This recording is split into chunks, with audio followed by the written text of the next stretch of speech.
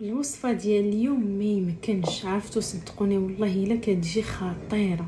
يعني ملي تنكون زربانه كنوجد لولادي لي باط بهاد الطريقه، كيجيو معلكين وزوينين بلا كريم.